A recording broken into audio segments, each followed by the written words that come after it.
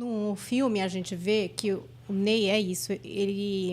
Esses detalhes, você falou, ele trouxe textura para o filme. Eu fico imaginando, porque ele me parecia ser essa pessoa que tinha essa visão que não era só o cantar, né? Porque tem gente que é muito técnica, é só o cantar. O dele não. Tem toda a história do personagem, do figurino, da postura, do repertório. Ele construía toda essa imagética, sozinho, né? Hoje a gente fala das divas pop, eu falei para a Dani até, depois de ver esse filme, a geração Z vai reconhecer o quê? Que o Ney Matogrosso é a grande diva pop da história do Brasil, porque ele já tinha toda essa consciência do que era estar no palco, né? Se vestir, se mostrar. E ampliar o significado da canção, exato, né? Porque a performance não ser só dele... um intérprete, um crooner, né? Como ele fala, mas trazer aquela presença. E aí eu fiquei imaginando isso, como seria ele revisitando as coisas.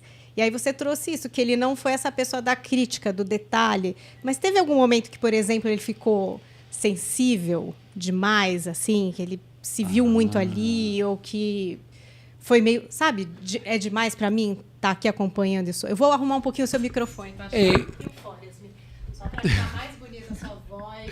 Ah, obrigado, desculpa. Eu tentei, imagina. gente. Não, desculpa, aqui eles me avisaram. É que a gente tem eles um ficavam caso assim, pra lá, pra cá. A gente tem um caso de amor com o microfone, então a gente passa o tempo inteiro assim, ó, modulando. O meu então, tá o tempo inteiro aqui. O seu é com a câmera, né? Se um dia a gente tivesse que fazer uma participação num filme, a gente estaria toda errada, Daniele. A gente não sabe fazer. Maravilha. É isso. É pra mim que enquadro, bom enquadro.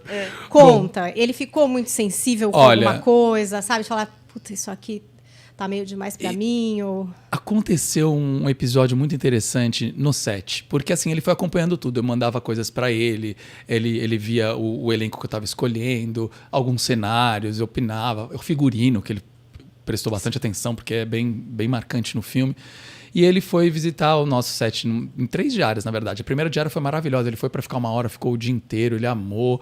Foi a cena do Rosa de Hiroshima, então ele estava super feliz. Que é emocionante, inclusive. E ele estava ali acompanhando, ele falou, quero voltar. Ele voltou e justamente foi nessa cena, que é uma cena muito forte sobre a epidemia de HIV/AIDS, e que ele recebe o teste negativo.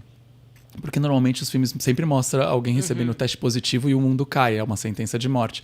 Mas no caso dele, o teste dele foi negativo. E ele nunca entendeu, porque ele viveu tudo que os outros amigos e amores fizeram, mas o que aconteceu, né? E nem por isso é um alívio o teste negativo, porque ele via que as pessoas, inclusive o parceiro dele, ia embora.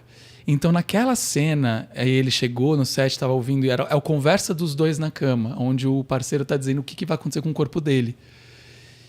E isso foi muito marcante, porque quando terminou o take, eu virei para ele e falei, o que você achou? Aí ele desatou um choro convulsivo, ele não conseguia falar. Eu levantei, abracei ele, e ele é um cara que não chora. Eu sei porque, né? Eu estudei esse biografado, ele nunca chora. Então, era quase um choro tomando conta dele. E eu lembro que a minha assistente de direção, a Kitty Fel, falava... porque ele ficava assim, gente, eu não sou assim. Ele chorava e falava, eu não sou assim. E ela falava assim, calma, é natural, é a sua história. Ele, não, é a história de todos nós. Caramba. Então, ele teve essa consciência de que a gente estava atravessando, assim, um momento importante que passou pela vida dele, que passou por muita gente. Foi muito emocionante. Muito. A gente acalmou ele. Eu acho que foi essa tomada de consciência de não só tá vendo a vida, mas assim, tá percebendo que isso vai tocar e vai contar muita coisa da história, né? Não só dele, mas de muita gente. E aí foi interessante que a gente foi fazer o take. Esse take tá no filme, né? Obviamente. Vocês vão poder assistir. Só que a gente foi fazer o close do Jesuíta logo depois. E foi interessante que o Jesuíta fez a cena toda e logo no final ele desata um choro convulsivo e começa a falar, eu não sou assim, eu não sou assim. Aí você percebe, esse é o Jesuíta Barbosa. Ele estava ali em cena, e coloca assim. Eu sei porque eu ainda olhei pro Ney, quando o Jesuíta falou, então sou assim, o Ney virou para mim e falou assim, danado esse Jesuíta. Porque era vivo nessa maneira, sabe? Eu acho que o filme tem muito isso.